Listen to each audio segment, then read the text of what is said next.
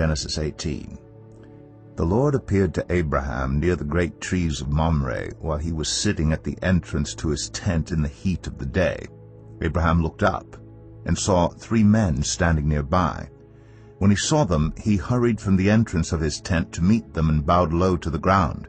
He said, "If I have found favor in your eyes, my Lord, do not pass your servant by. Let a little water be brought, and then you may all wash your feet and rest under this tree. Let me get you something to eat, so you can be refreshed and then go on your way, now that you have come to your servant." "Very well," they answered. "Do as you say." So Abraham hurried into the tent to Sarah. "Quick," he said, "get 3 seahs of the finest flour, and knead it, and bake some bread." Then he ran to the herd, and selected a choice tender calf, and gave it to a servant who hurried to prepare it. He then brought some curds and milk, and the calf that had been prepared, and set these before them. While they ate, he stood near them under a tree. "Where is your wife, Sarah?" they asked him. "There, in the tent," he said. Then one of them said, "I will surely return to you about this time next year, and Sarah, your wife, will have a son."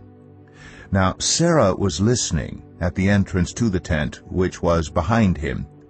Abraham and Sarah were already very old, and Sarah was past the age of childbearing. So Sarah laughed to herself as she thought, "After I am worn out, and my Lord is old, will I now have this pleasure?"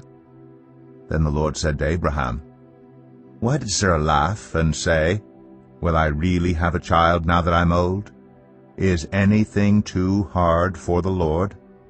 I will return to you at the appointed time next year, and Sarah will have a son."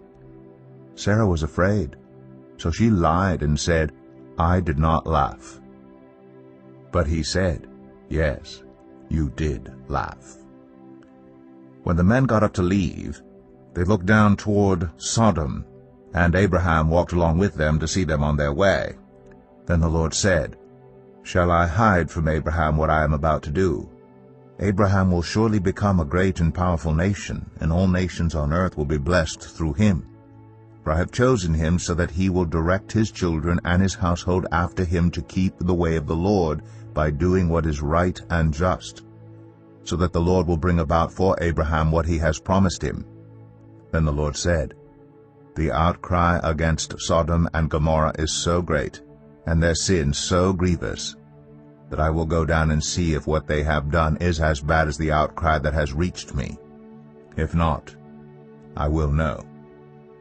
The men turned away and went toward Sodom, but Abraham remained standing before the Lord.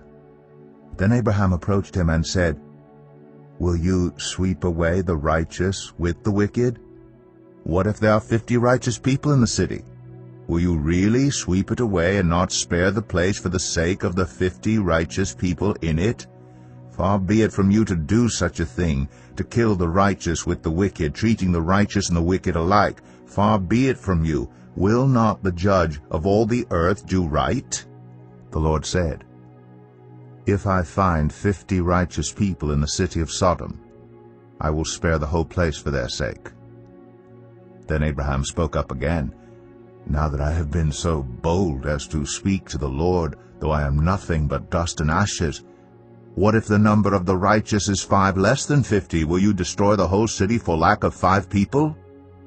If I find 45 there," he said, "I will not destroy it." Once again he spoke to him, "What if only 40 are found there?" He said, "For the sake of 40, I will not do it." Then he said, "May the Lord not be angry, but let me speak. What if only 30 can be found there?"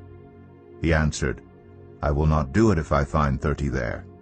Abraham said, "Now that I've been so bold as to speak to the Lord, what if only 20 can be found there?" He said, "For the sake of 20 I will not destroy it." Then he said, "May the Lord not be angry, but let me speak just once more. What if only 10 can be found there?" He answered, "For the sake of 10, I will not destroy it." When the Lord had finished speaking with Abraham, he left, and Abraham returned home.